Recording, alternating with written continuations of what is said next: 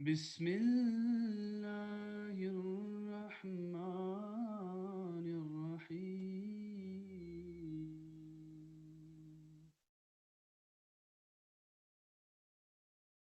يا أيها الذين آمنوا كونوا قوامين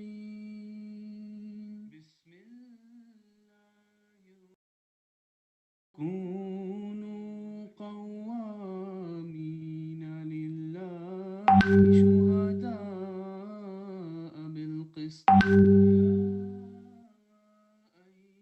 ولا يجرمنكم شنآن قوم على ألا تعدلوا اعدلوا هو أقرب للتقوى واتقوا الله إن الله خبير بما تعملون. Je viens de vous présenter ou de réciter le verset 9 du chapitre 5 et la traduction de ce verset est comme suit. Ô vous qui croyez, soyez fermes dans la cause d'Allah en portant témoignage avec justice. Et ne laissez pas l'hostilité d'un peuple vous inciter à agir autrement qu'avec justice. Soyez toujours équitables, car l'équité est plus près de la piété. Et craignez Allah. Assurément, Allah est très conscient de ce que vous faites.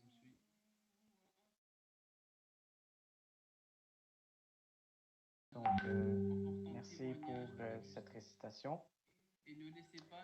Maintenant, certains d'entre vous, je suis sûr, vous vous demandez qui est cette communauté, qui est la Jamaat musulmane Ahmadiyya. Donc, je vais maintenant introduire en quelques minutes la communauté. Et donc, la Jamaat musulmane Ahmadiyya a été fondée en 1889 par Hazrat Mirza Ghulam Ahmad Qadian en Inde et est actuellement présente dans plus de 200 pays. C'est une Jamaat qui est un mouvement islamique propageant un message de paix à travers le monde, ayant comme devise amour pour tous et haine pour personne.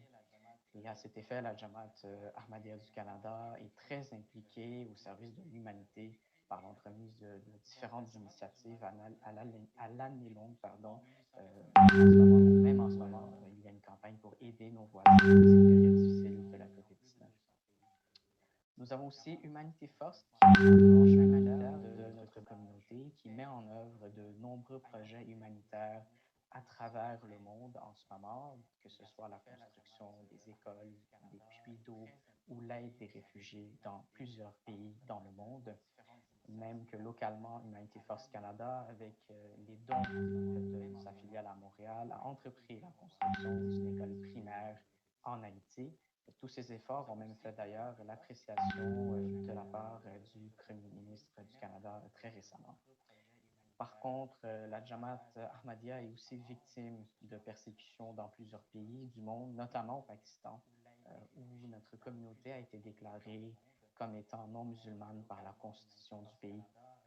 Cet amendement a mené à des formes de violence et d'exclusion socio-économique de la part des individus et de l'État. Cette expérience des persécutions suscite un respect profond au sein de notre communauté pour le principe de laïcité. Et à cet effet, notre communauté, à travers sa sainteté, Hazrat Mirza Masroor Ahmed, qui est le chef spirituel de notre communauté, a même lancé la campagne True Islam pour vraiment promouvoir la séparation de la mosquée et de l'État et adopter un modèle de laïcité qui respecte les différents.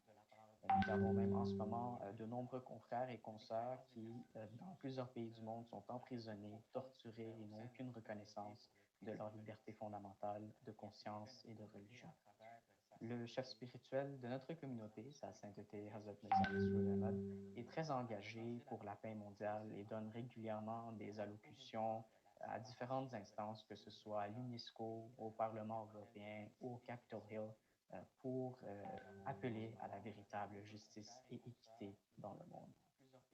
Donc, comme vous le savez, nous allons aborder le sujet de la laïcité et ses So as you know, we will discuss the subject matter of the laicity.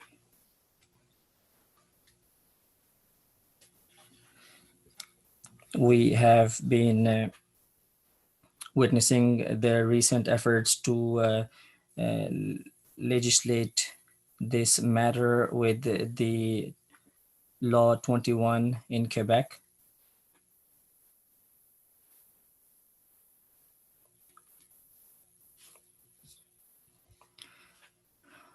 The event will be in two times. First, there will be a presentation by Mr. Charles Taylor, and then there will be a period of question answers by the public. So I will now present briefly Mr. Charles Taylor's. First of all, I do not need that he needs a large introduction, but for those of us who do not know him well, Mr. Charles Taylor is a philosopher of world renown. He has published many books. So I will now ask him to please address us, Mr. Charles Taylor.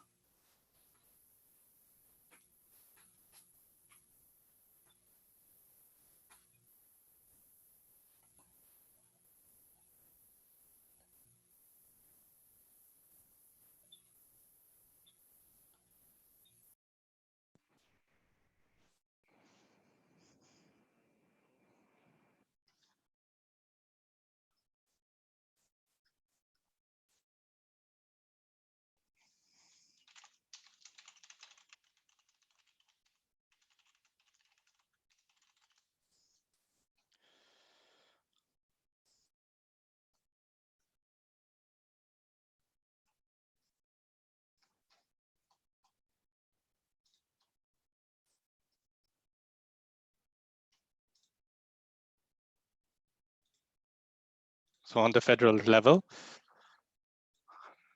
and he campaigned only against to the Law 19 by saying that it was essential to the identity of Quebec, that it would be a big mistake.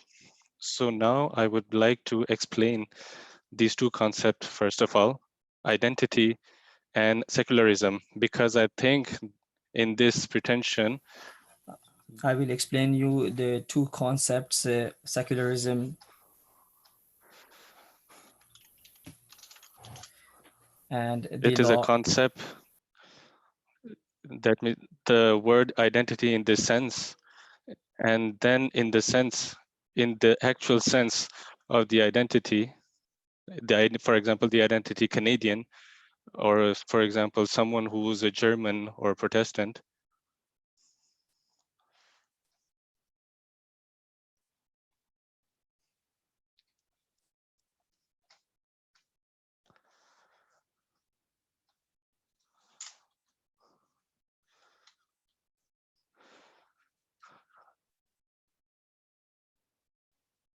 There are many factors for identity. There is a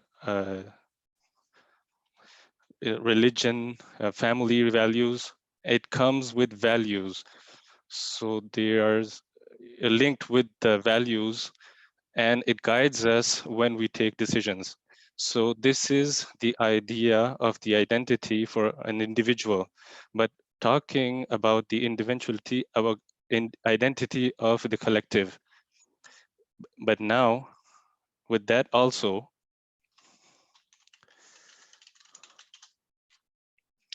and it plays a role extremely important. And there is an active participation from the citizens.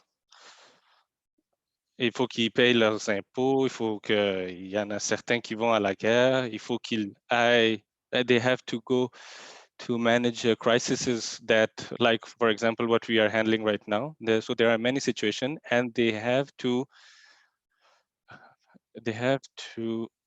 do that under different authorities of different countries.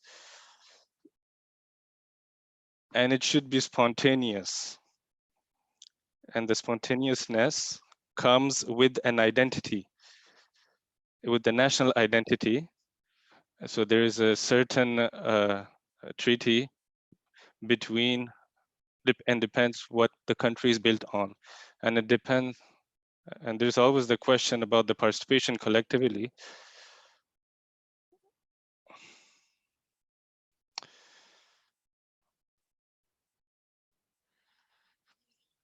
It's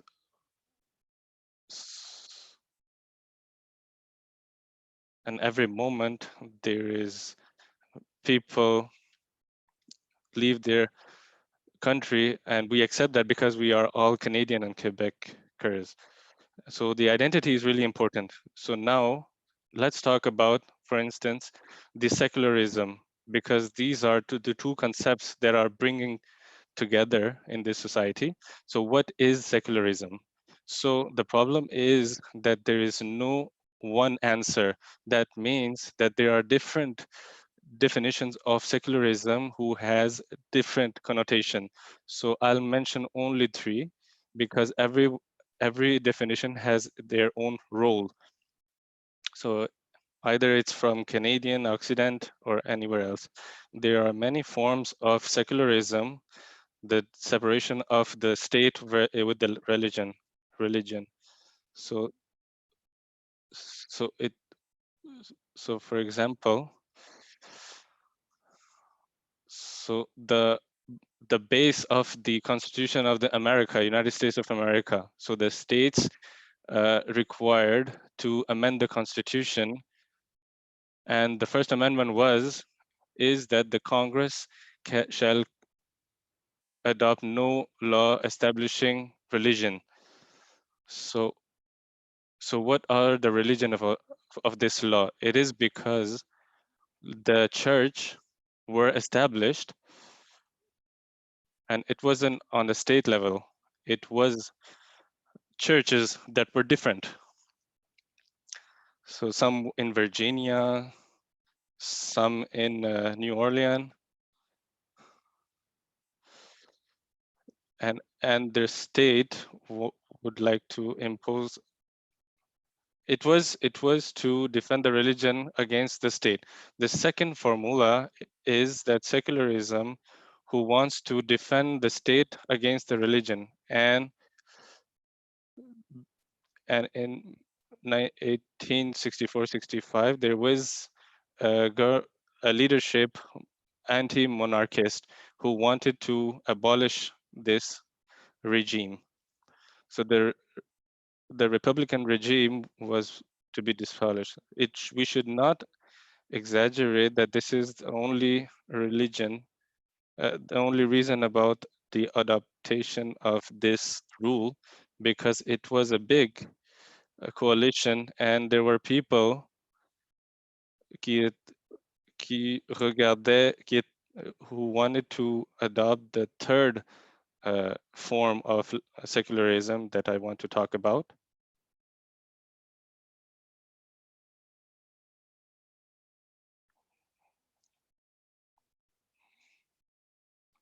With philosophies, with the atheist and or non-religious, secular, because the leader fundamental concept of this idea is to guarantee the equality and the freedom to practice religion.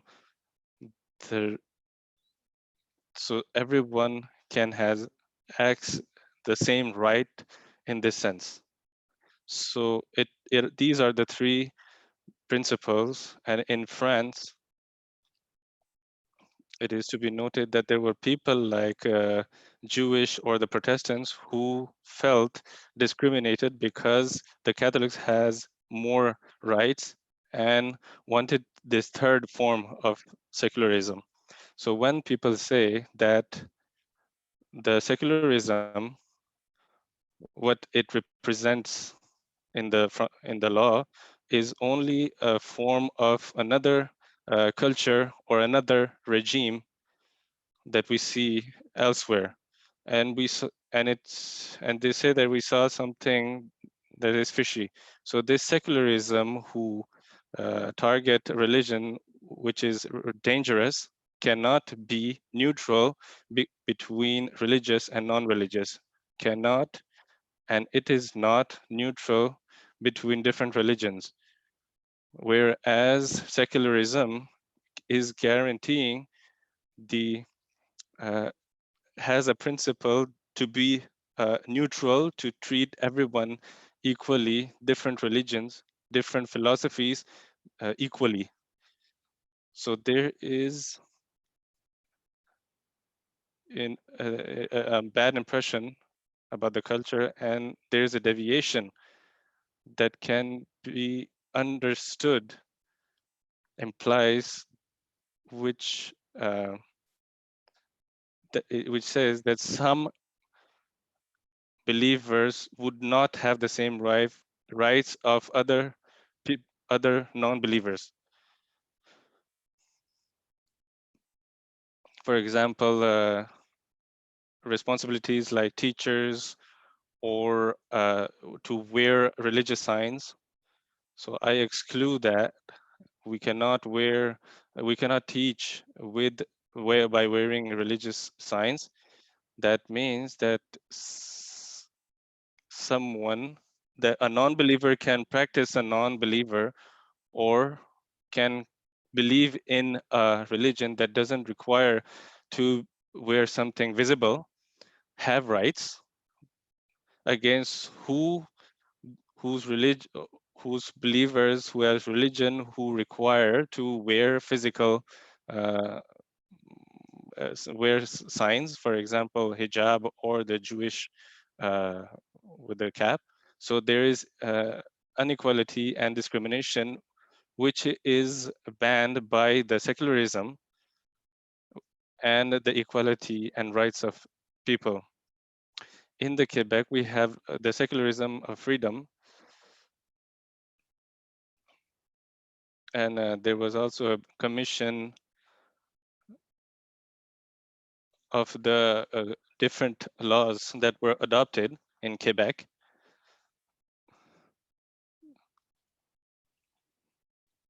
So now there is now confusion in the argumentation, and now even there are contradiction. And now talking about our Quebec identity, it introduced this contradiction in the secularism and our identity, because it's clear that for Quebecers, the principles of equality of rights are important. In 1977, the Quebec Parliament adopted the Chart of Freedom of Quebec anonymously. So all the deputies voted together to adopt this chart, who declares that all the Quebecers have the same right. They have the fundamental rights. They have the right to practice their religion. So the identity of Quebec that we present, you present right now, it's already in contradiction again and goes against to the chart of the Quebec and is incompatible with the actual chart. And there's a problem. So the Quebecers should solve this problem. And I believe that there is no other solution possible that to resolve this in favor of secularism. So in conclusion, the law 21. So this shows you that the confusion the Quebec is facing in this matter. And I'm gonna give you another example that proves this aspects. It's not only that contradiction, it doesn't make sense. And it's also cruel and unjust. And it imposes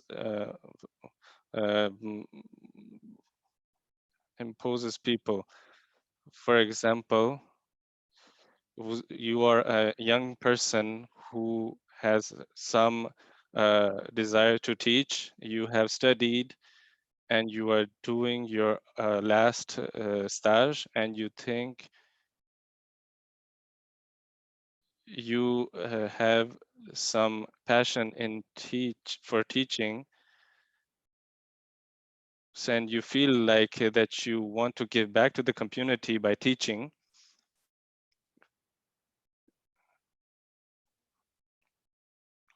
and I know these kind of people that what I'm describing you. I knew a young lady that who in summer who was finishing her internship, and she wanted to, and she had this mentality, that feeling, that passion, and with cruelty, and this door was closed for her, so she's not able to teach in her province. She can teach other places, but not here. So this is the kind of actions that is absolutely indefendable. So we should ask, what is a good reason? So it's true that the fundamental rights can be limited in certain conditions. There are two that comes from the logic from the chart, and the third is understandable at a certain level. So the two that comes from the chart is that we cannot give a certain right of a religion to someone else if it bridges the rights of another one, or there are some practices that can create injustice between two parties. So one can take, for example, one can take holidays, and the other should work more harder to maintain the company. And thirdly, there are motives to attract public, very importantly. So I don't need to search a lot of example. Many people know about that. So you know that the big religions require big assemblies and go to the mosque or another places, etc. But now it's suspended because there is a real reason which requires, the state requires that it should be suspended, these kind of activities. It's really hard. We do not like this, but we can see that there is a very important reason. So when we ask ourselves about this question, what is the interest of the public, and which says that a Jewish can who wears a thing cannot teach, or a Muslim who wears hijab cannot teach. So what would we say? So the majority is worried, and that's it. So this is not a reason. This is only a reason. It can be acceptable in maybe in Russia, who doesn't accept homosexuals, but over here in Quebec, it is not. It doesn't go along with the charte. So this is the real reason that shows the weakness of of this uh, of this legislation. But there is more to that. We have we have seen that which hurt us as a Quebecer and Canadian, that we had propositions of secularism in many Occidental countries who who wants to diminish the rights of the Muslims, and there is at the same time propaganda of Islamophobic and some really strange and stupid things, who had some success, which were supported by media. So what means that if we talk sociologically, if we propose some limitation, even if we propose limitation, when a party does a campaign and incite some things in the society, the political leaders have a prestige. So, and they say that there is a problem with these kind of people, so we should restrict their action. And everyone says that, yes, there is a problem because I saw that in the media, they are terrorists and they are against our society, etc.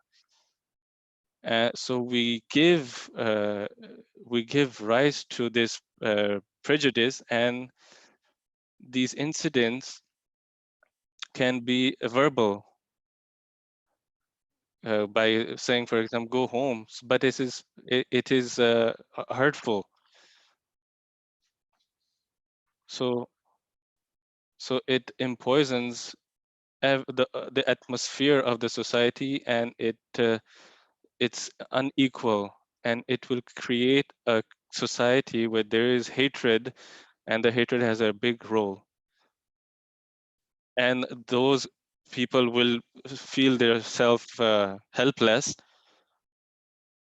So the freedom and the freedom to work is restricted. So we can see in there, in this law, there is a deep contradiction, confusion, but also that this is not a confusion innocent.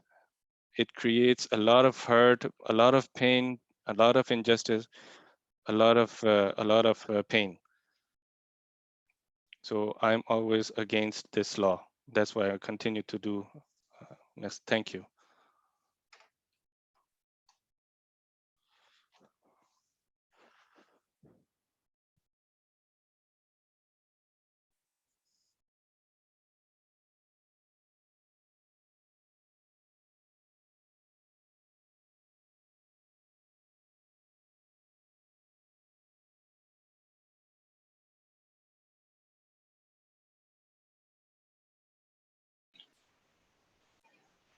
Well, this we do see a lot of hatred, and in fact, we can notice that on the social media stream of our group, of our community. There's a lot of questions and a lot of hate.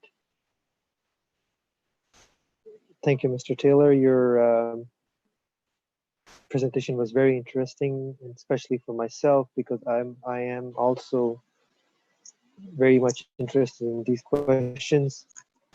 There are many questions we have, but I also have one question um, that I have personally.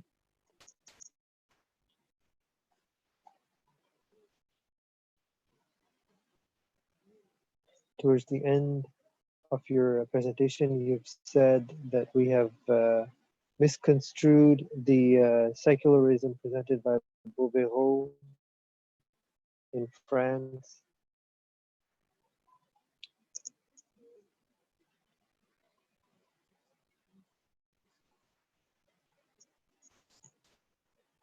Can you tell us how can we tackle this aspect of public surveys related to this?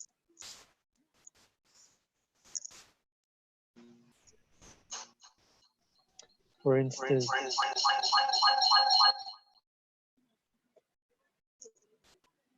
in France, there was a question around the burkini, and a lot of the surveys were in favor of banning it. Though we don't know how these surveys are carried out.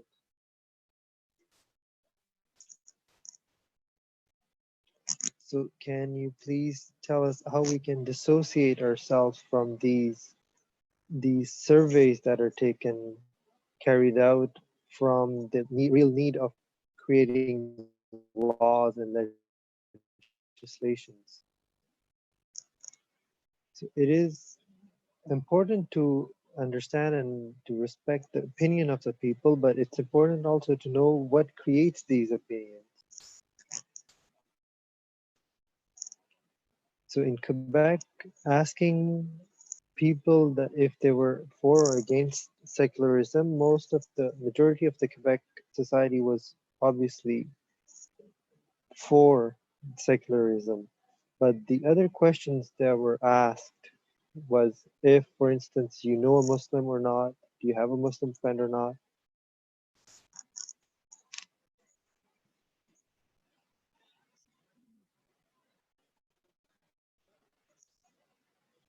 So if there were some studies that were carried out, and if there in the studies there was a differentiation by age group that was performed, and you will notice that people in the age group of 18 to 34 years were in majority against these type of legislations that were.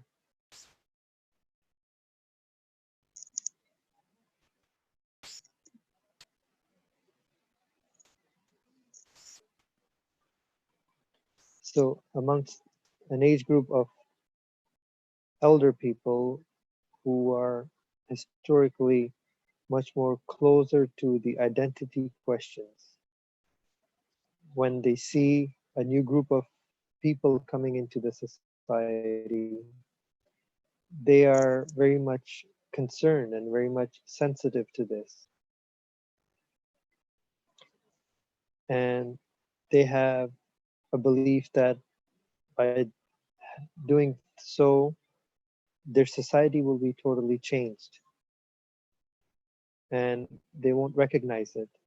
In fact, this is not something new. This was witnessed in Europe, for instance, with the Turkish immigration in Germany after the war and so on.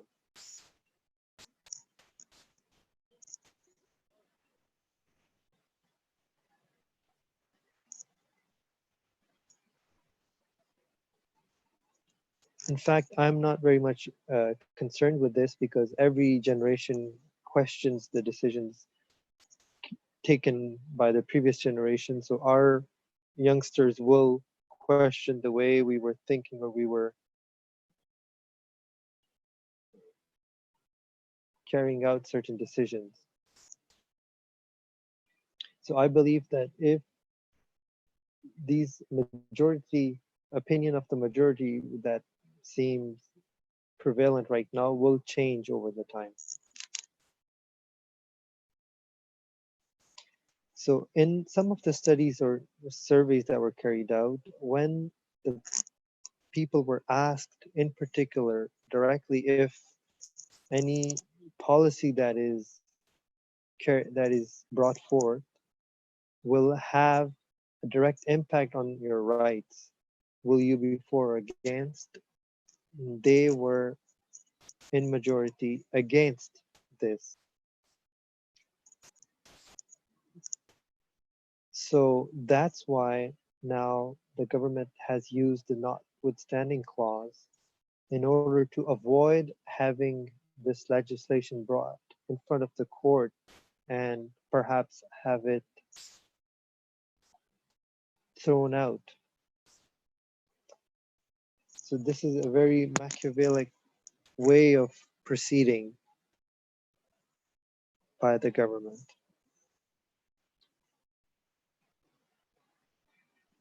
Unfortunately, I do think that these surveys, opinion surveys, are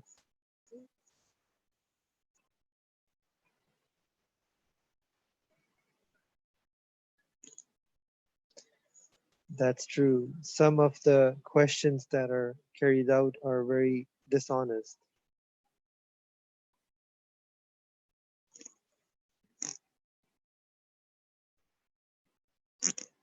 Do you think that the Bill 21 is a natural evolution of the secularism of the Quebec society, or is it a reaction to uh, the arrival of minority groups in our society?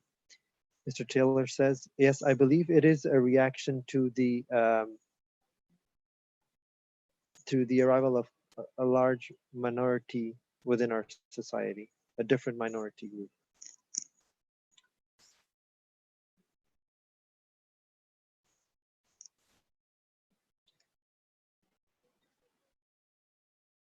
So indeed, it is true that the Quebec society has changed towards, has become much more secular by throwing out or by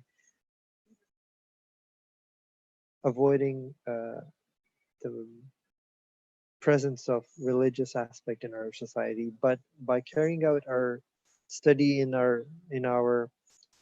during our commission, we have noticed that there is a sense of ambivalence in the society, because after all, this Quebec society was founded by the principles of Catholic faith. However, we also had a very strong belief that we have people, amongst some people, that there should be a very strict secularism in the society. So there is a tension within the society about this idea of secularism, or about the founding of our society, the identity of our society being based on the Catholic faith.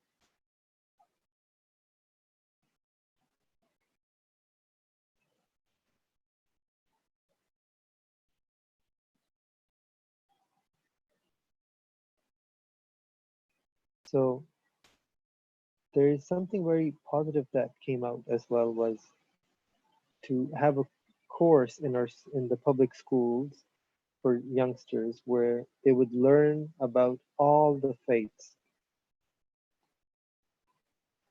However, unfortunately, with the current government that we have, this course is also targeted by them. They are against it,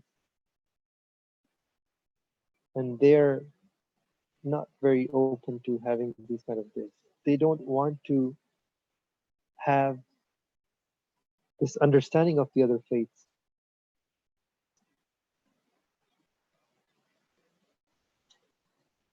So unfortunately, I think that we will be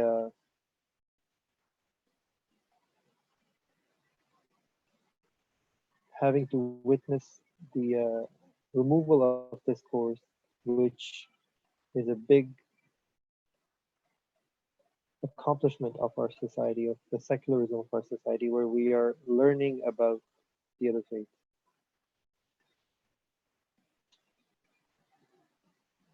So you see the type of confusions, and the different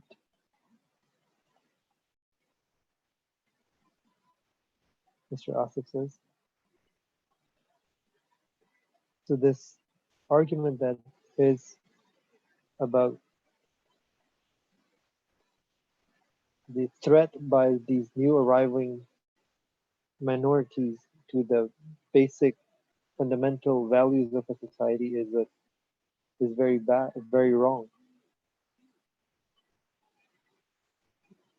So because a lot of the youngsters, a lot of the people who are living here have grown up here amongst these minority groups are very much Quebecois.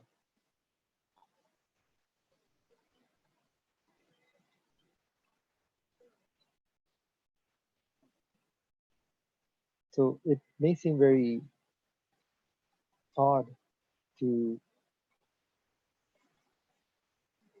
witness this being afraid by the people.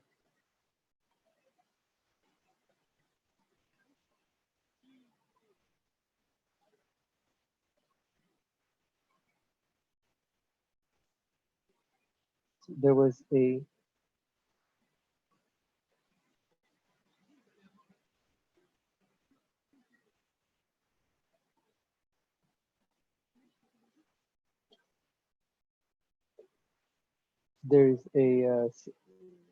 Turkish researcher who once said that if there is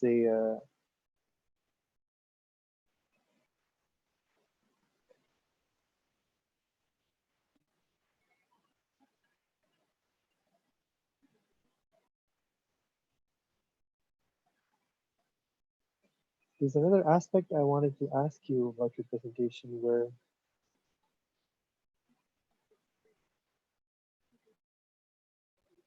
the government has no is not competent to discuss or to manage any religious aspect of people's lives, But then on the other hand, the government is creating laws to basically manage these religious aspects.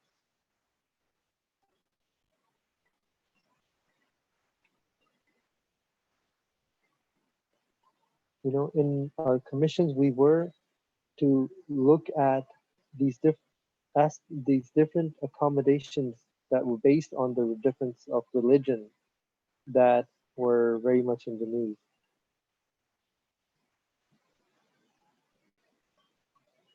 We were not concerned with the fact that people should go to the church or not. It was literally only look at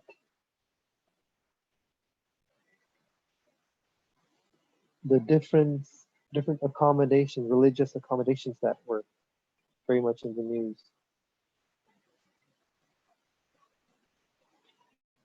So the history of the Catholic background of the Quebec society is very much fundamental to understanding this. So for the majority of the people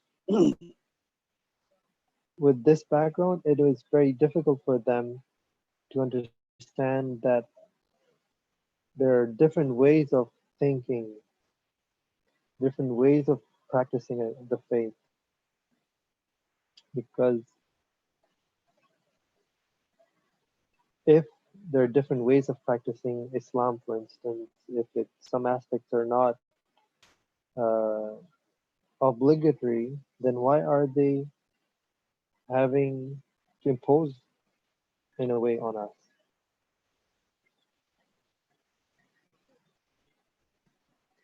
So they were saying that it's not a problem, for instance, for them. They can just remove their veils, for instance, and put them back on once they're at home.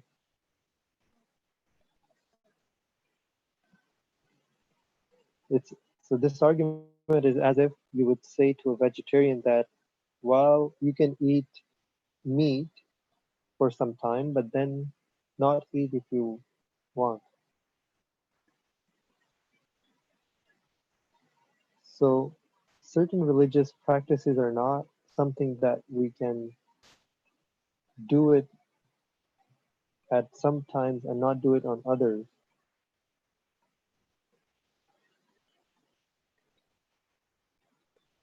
Alhamdulillah. So there's another question from somebody who's watching us.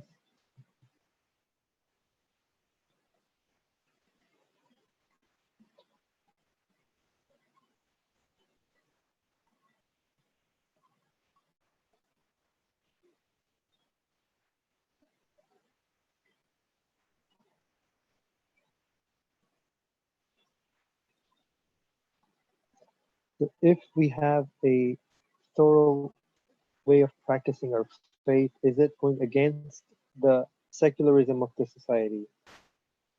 Mr. Taylor says, no, it is not against the principles of secularism if it is not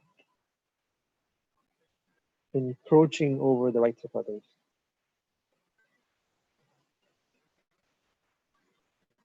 In fact, we witness that across the world, we're as a society going towards a political ethic in our values.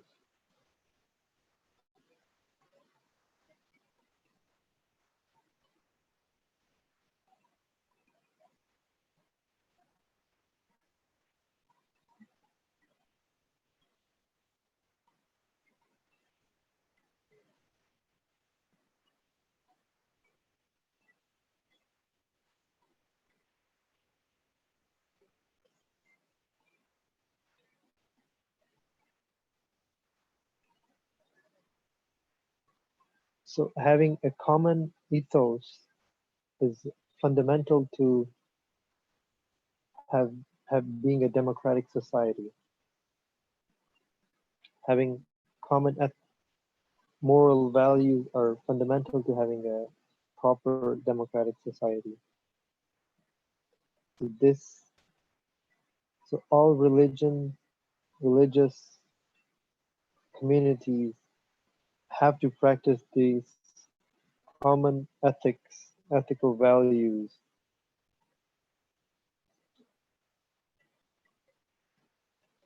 So in authoritarian societies, they do not necessarily need to practice these, have this common common shared values. But in a free society, we need to share these common values.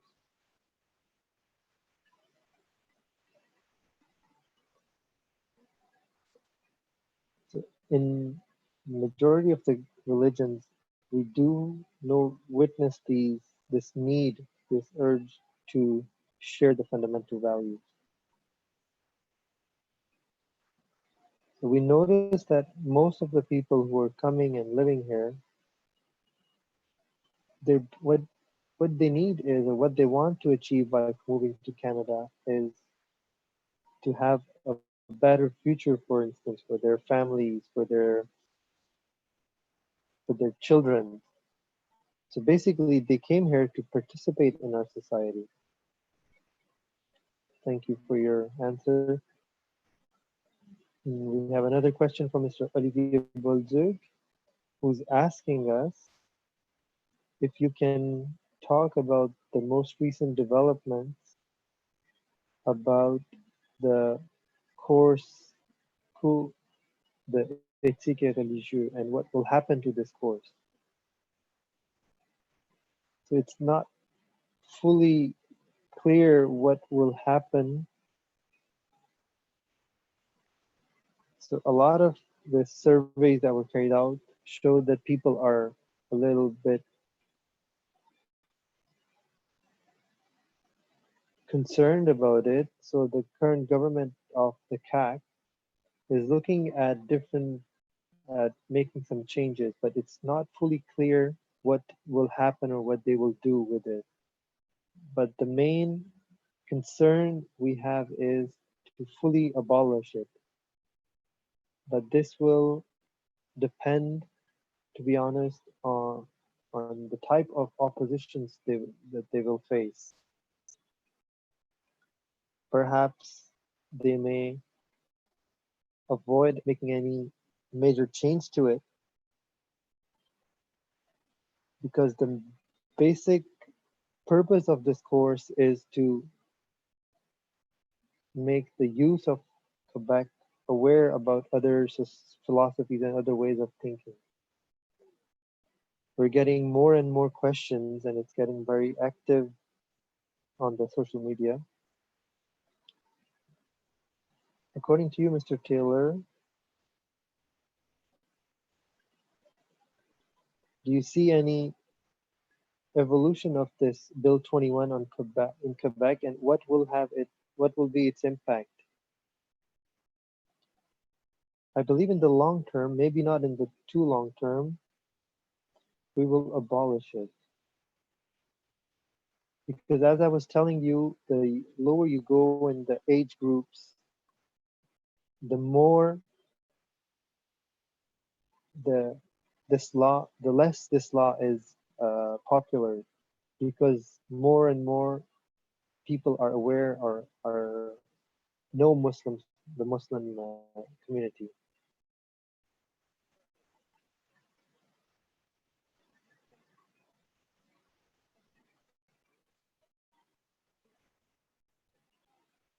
You know, sometimes it says that when you're younger, you're more adventurous, but when you grow older, you're more conservative. But I don't think that the youth will lose this open-mindedness over time. So as time goes, the people will be against it. So over time, I believe that we will be able to prevail and we may abolish this law because by nature, this law has a notwithstanding clause, which is limited in time, which is only for 5 years.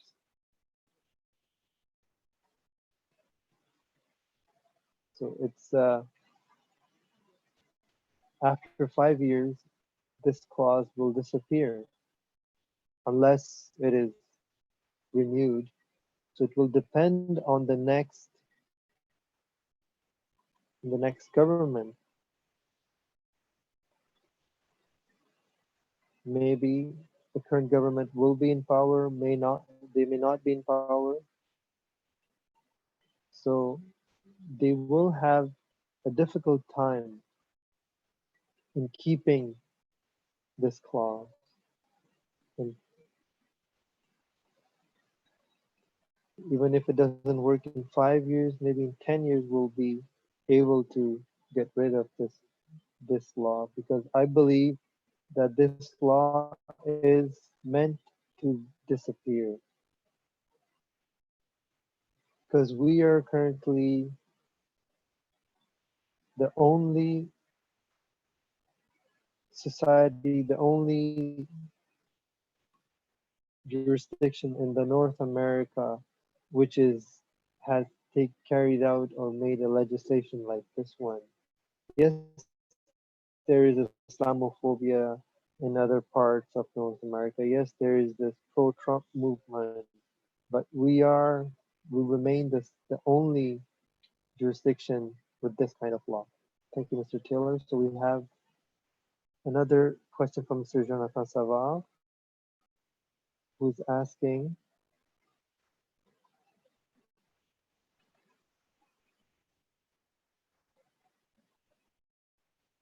is it legitimate for the government or its representatives to legislate in terms of to legislate about secularism and not the tribunals, not the courts?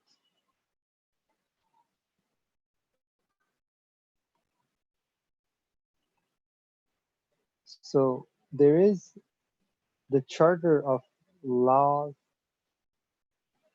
and of Rights and Responsibilities that is in Canada, which gives the fundamental rights.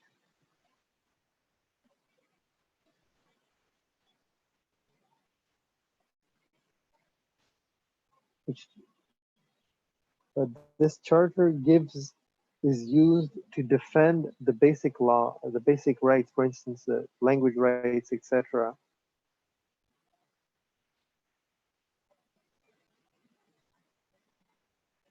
So I think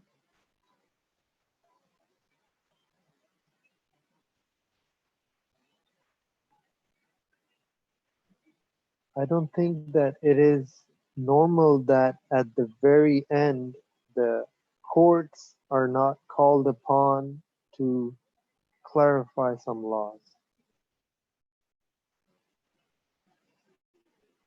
So the next question,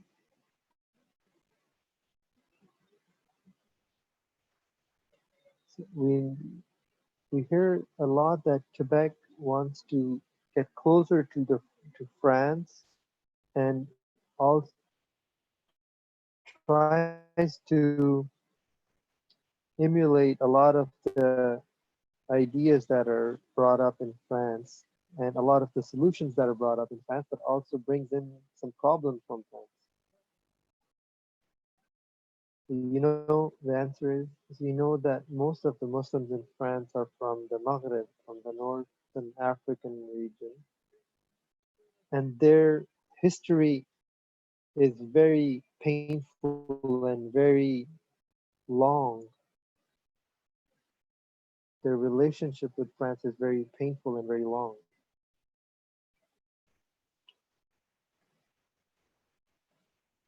So we have, for instance, there are a lot of problems between the immigration population and, for instance, the police forces in Paris. So there is a sense of fear amongst both sides. So there are some things that they have to look for when they deal with each other.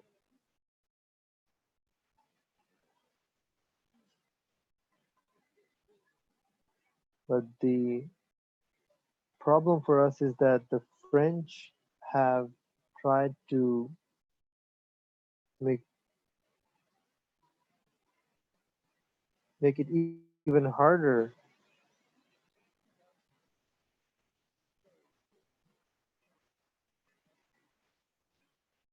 So rather than bring the society together, they're pulling them apart, unfortunately. So if we try to bring in these solutions that are brought up in France, I fear that we may tear apart our society.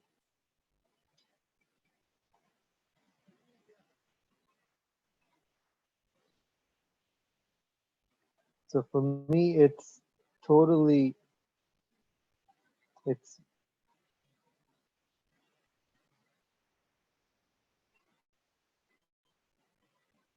an aberration for me to copy France.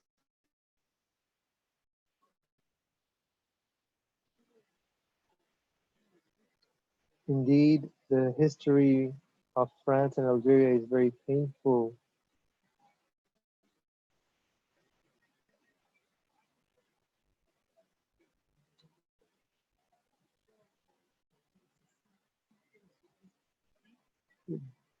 There's Mr. Sultan Chaudhry who's asking for Mr. Taylor.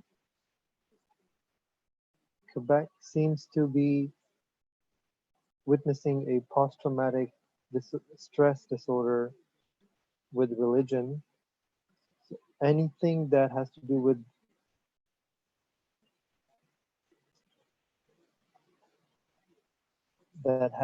religion is creating a very sensitive reaction.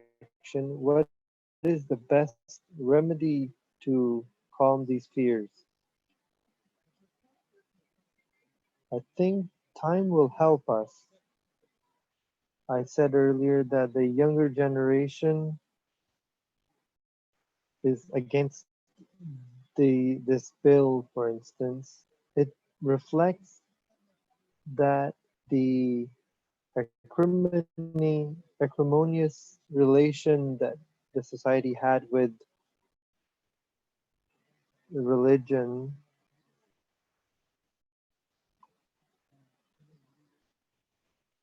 is because of the fact that this older generation had witnessed the quiet revolution where they pushed aside religion completely.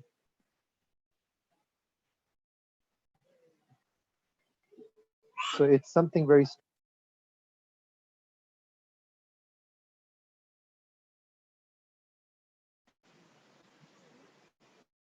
So for this older generation, this is something the identity question is very important. But after this, we have two other generations for whom this is not something very important. For them, it's as if we're talking about, for example, the Napoleonic War. It's not something that is something that talks to them. For them, what talks to them now is when they meet people from somewhere else.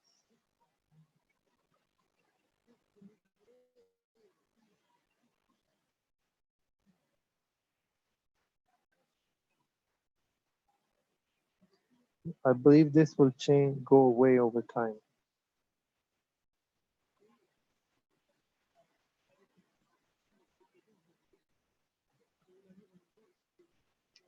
So the next question is in English. So I will read it in English, and if you can answer back in English. Hello, Mr. Taylor. With COVID-19, which is reshaping our understanding with our society about some laws, for instance, the Bill 21, which was passed in the last few years.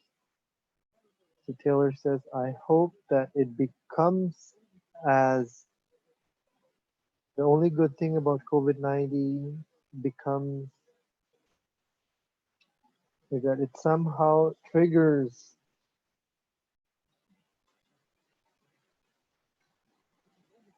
sense of solidarity. Now, it's possible that we could just go back to business as usual afterwards. That's certainly a possibility. But it's also possible that we might go back with a renewed sense of this solidarity and ask what we've been doing to break people up apart from each other, to produce divisions, to produce hatreds. And that's something that I'd like to work politically for, that we leave this period, we leave this crisis, not saying let's get back to exactly the way it was before, but we leave it with a sense that we can make things better. So let's hope that, or let's fight for that. And in that case, I think we have some hope of undermining legislations like Bill 21, as well as a number of other things that will divide us. Merci, Monsieur Taylor. Il y a une. Thank you, Mr. Taylor. Yeah, no, there's a lady who's asking another question.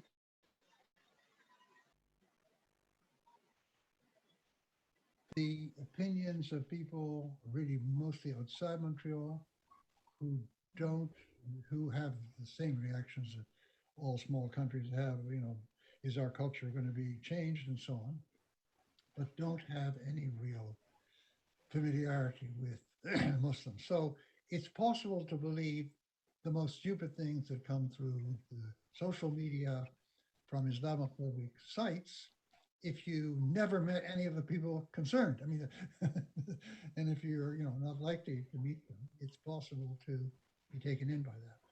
But it's not possible if you actually know people of that particular description, and they're totally different from what they've been described as. So I think that it still reflects the majority view, because the majority is in that situation of not remixing with immigrants, but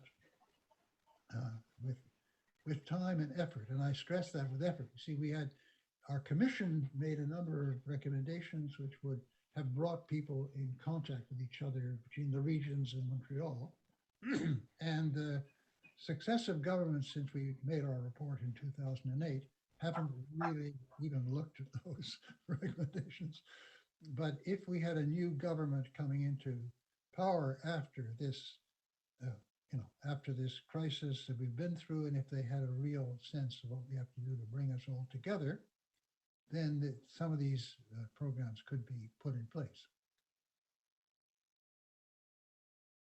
Merci, Monsieur Taylor. Alors, je vais vous poser une question de Monsieur Jonathan Sarvar qui, pour le coup, sera en français. Si vous pouviez juste donner la réponse en français. Je suis désolé, je vous fais à chaque fois changer de langue. Non, ça va.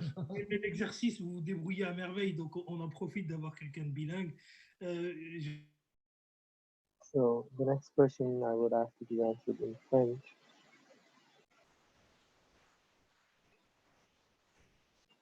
So the next one will be in English after.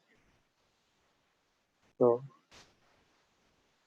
do you think there are any positive aspects to this law?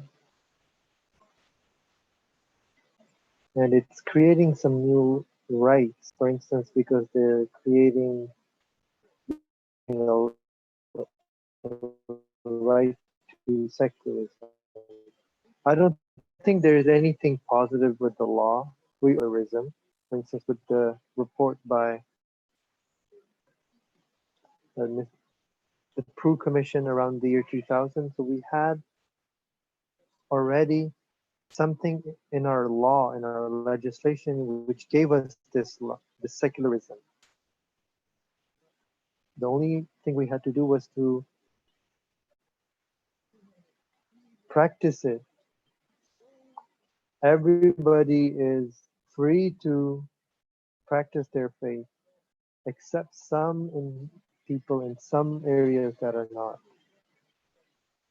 So I would say that an open concept of secularism was already there.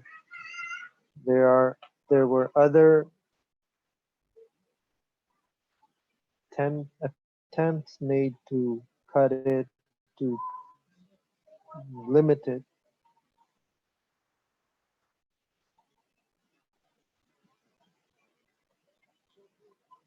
So to save the Quebec secularism, we have to ensure that these people do not touch the rights we have.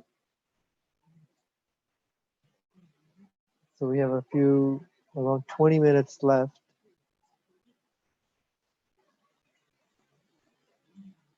So a lot of people are asking questions.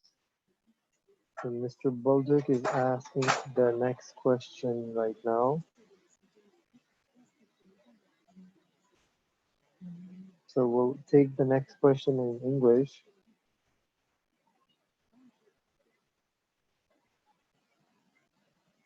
Do you consider Quebec law as violation of basic human rights? Yes, I think that's true. I mean, there's no reason why, unless there's a very good, public reason to tell you what to wear. I mean, nowadays, sometimes they tell us to wear a mask when we go into a certain situation, and there's a good public reason of public interest to save the lives of other people. Why we should obey, but without that kind of very important, urgent public goal, there is no reason at all why the state should have any right to tell me what to wear, certainly not what to believe, what to practice, what kind of religious life to have. Merci beaucoup, Monsieur Taylor. Je reviens avec cette question en français. Thank you very much. I'll get back to you with the French question.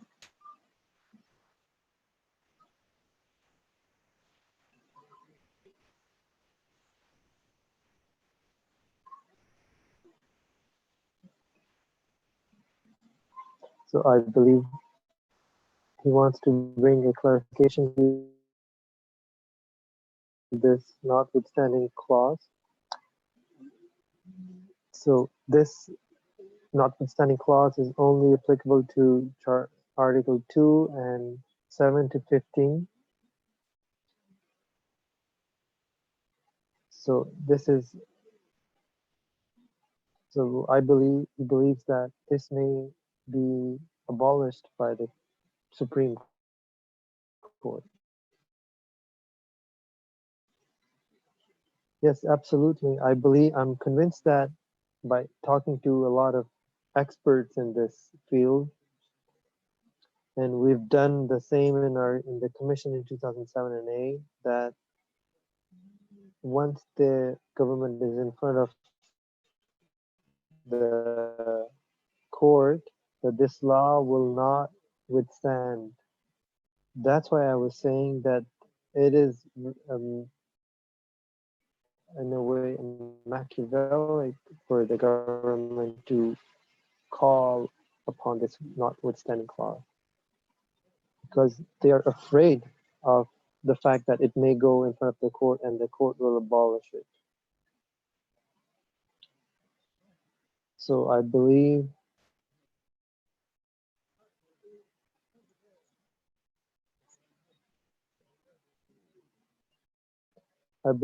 there should be a higher motive for the higher public interest.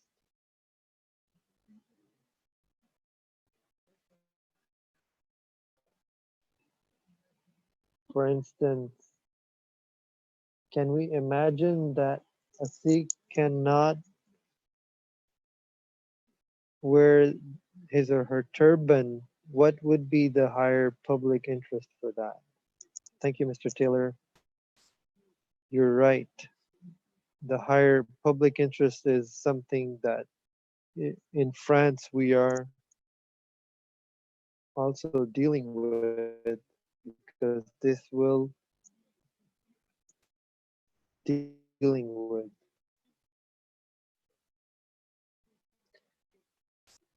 Because there's questions about terrorism, the public safety, and so this public interest is mixed.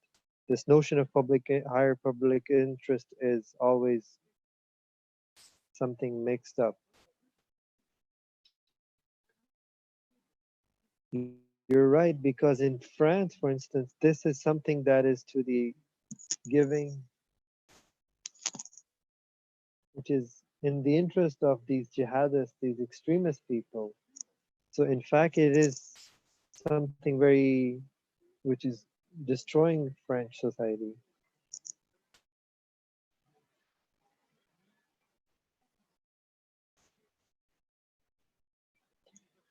There's another question asking, do you think that this wave of secularism is something used to hide this a sense of xenophobia and racism in our society? Yes, unfortunately, this is something that is exacerbating these emotions of xenophobia. I have the opinion that this is something that is, this fear is something always there when we're faced with something unknown. So this reaction is always present. The sense of cultural fear is always there, but it all depends on the political leadership. There's a type of leadership, political leadership that can say, can explain the fears and try to tell people, tell them, I will explain you how to react. And there's another type of leadership where they will use these fears. This is something, for instance, what is currently going on in the United States, and unfortunately in our society too.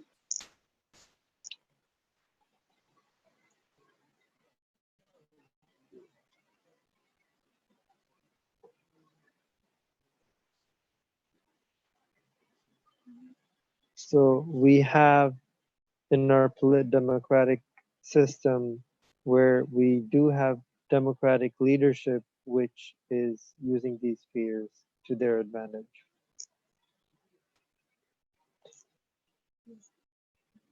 So the next question can make us smile. Don't you think we're in a situation, a very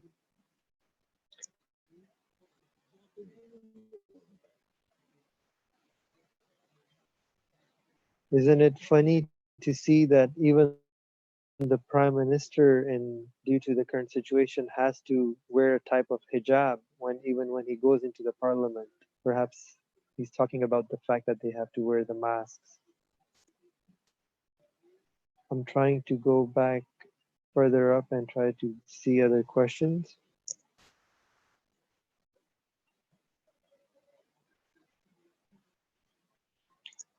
While I look for them, I have another question, which has to do with the identity, the aspect of the identity. I read a researcher, an Indonesian researcher who wrote a book about the national identity, where he is talking about this idea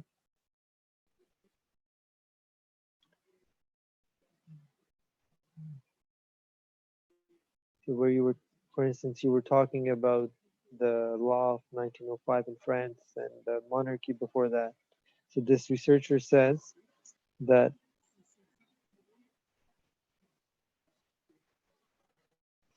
so those societies which decided to create a law for about secularism, they wanted to break with the church of that time.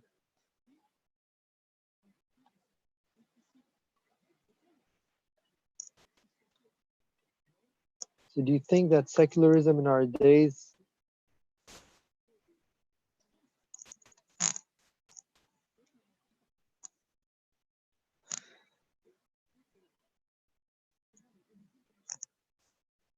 that religions can answer the questions for about the hereafter, but the secular societies our of our days do not have answers to these type of questions that are mostly esoteric or metaphysical questions.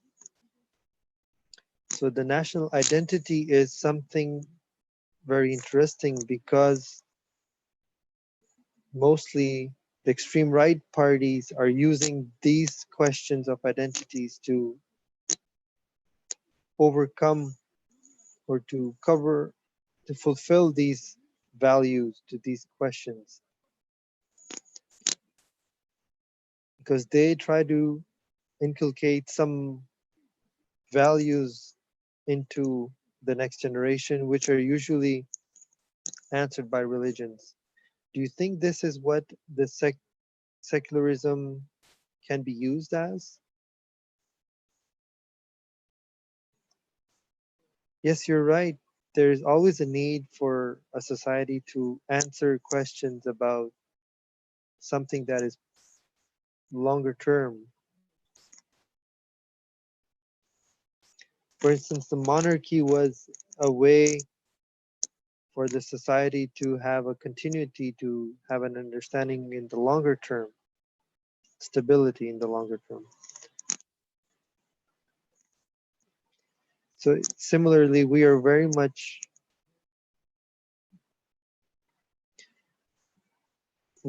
concerned with the future for our societies. In our days, we're talking about climate change issues.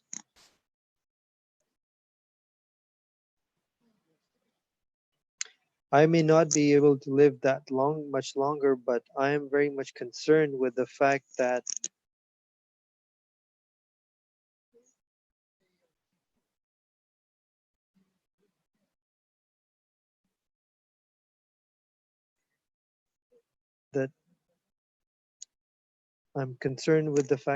the future for youth will be very much impacted by the climate issues.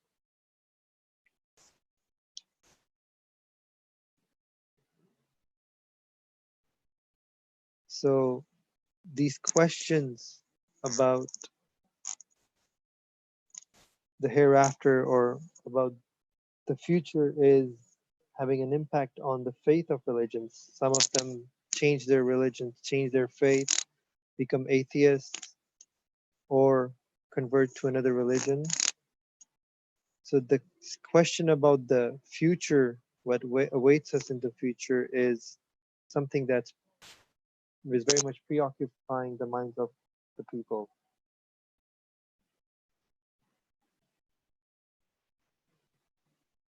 So when it is questioned about the end of life or the possibility of a life in the hereafter, that is when there are a lot of attempts to understand it and to understand yourself, to understand others who have different faiths and to have different answers to these questions. Because I was a teacher with a lot of the youngsters, so for myself, I have a very strong interest in understanding Islam, for instance, or any other faith, and to understand how they answer these questions and what is and how they. So there is another way of gathering together amongst the researchers of different backgrounds.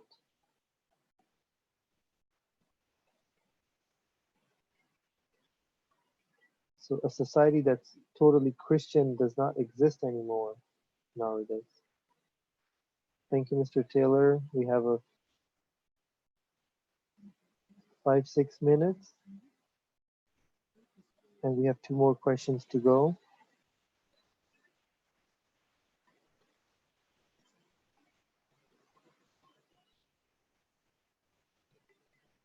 They are very interesting because they may bring some very contradictory ideas about this Bill 21. So Mr. Olivier Dallaire is asking,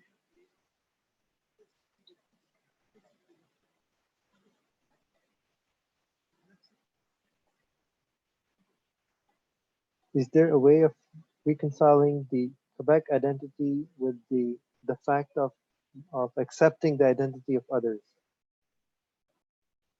Yes, it is, because we have a charter that was voted by the majority, which said that we are ready to accept others who have a different way of thinking or different worldview about life, in the sense that they are willing to come within the ethos, the values, they share the values that we have.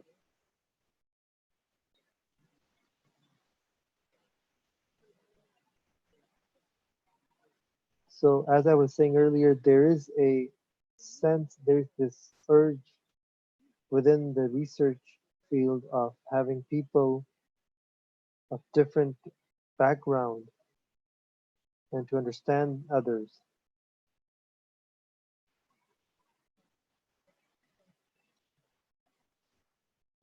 So the Quebec identity is very much accepting of others because it's based on an open concept of secularism. So the last question of today is Mr. Jonathan Savard.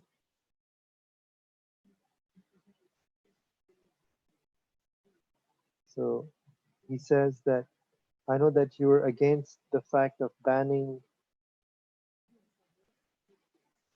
the pub. Are you for giving or receiving public service with your face uncovered? In the I am for it in the sense that if it is for security questions or for identity reasons, then yes.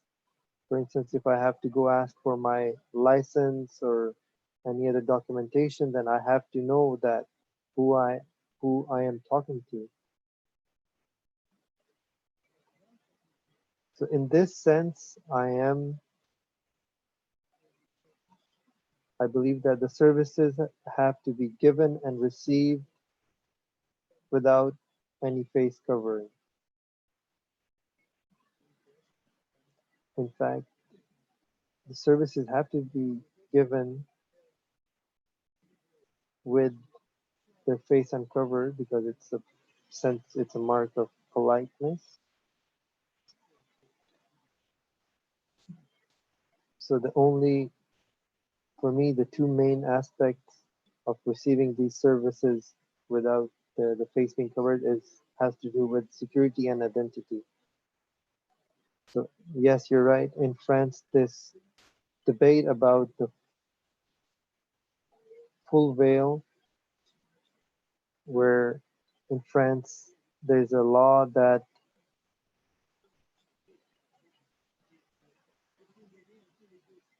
forbids for covering the face. This law went to the European Court of Human Rights.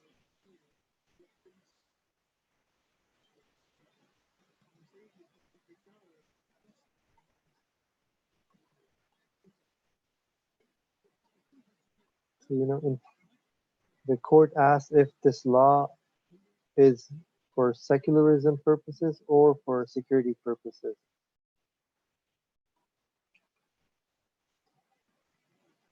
So in 2007, the French president, Mr. Sarkozy, ran a campaign on this law to make it a something.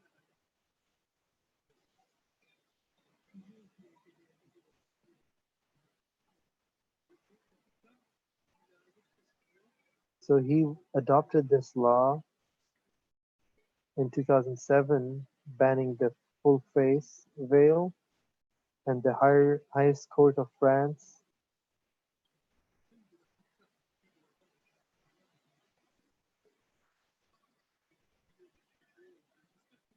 banned this law.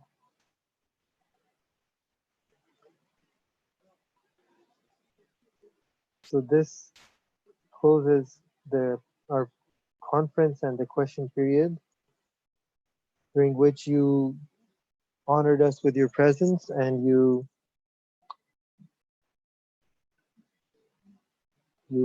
smiled to our jokes, and you were very gracious in answering all our questions.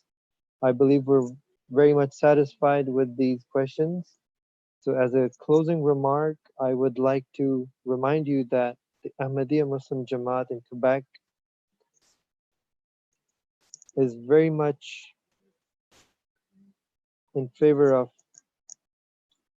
creating these forums where we can talk to each other in order to build a common future, because we believe that living together is something, it is one thing, but we have to go further down this road. We believe that we have to work on what we can do for the future of our society. You have told us to fight for the future and to believe in the coming generations, which is something very positive, and we will be keeping this in our minds. We would also like to tell you that we have put in place something we call virtual Ramadan due to the current pandemic. During this blessed month, we have this virtual Ramadan in order to share with everybody our values and to allow to get together virtually through Zoom, though it's a little bit odd, but it allows for the youth to get together and avoid people to get into these misconceptions. Therefore, I would like to extend my invitation to you from the president of our community, that we organize an annual convention every year where the members of the community and the friends of our community gather, and we would be honored to invite you to our convention, of course, if the circumstances will allow us. Our annual convention was to take place in September, so let's hope we do have an opening up by then, but you will have the chance to meet a community that will give back the joy and the love that you have shown us today. I was honored to be the moderator today, and I would also like to recognize Mr. Rizwan Khan, who is the Director of the Public Affairs, who has been in touch with you, who has been working very hard. And I thank you for adapting to these different changes that have taken place.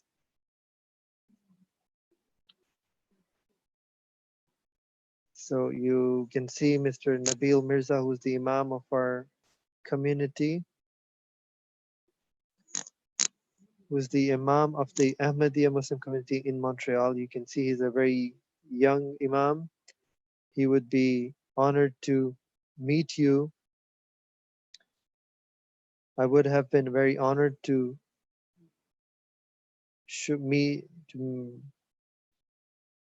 have you meet with the president of our community, but unfortunately he could not be with us. So I would thank you very much once again and hope to see you very soon after this confinement. Please take care of your families. If you have any need, you can get in touch with Mr. Rizwan Khan. If you need any help in this time, our community is always there to help you during this very difficult times we're going through. thank you very much to be part of this conference. I really loved this exchange, and especially with the people who are on the same wavelength as myself. Thank you. Have a good day. Thank you. Thank you.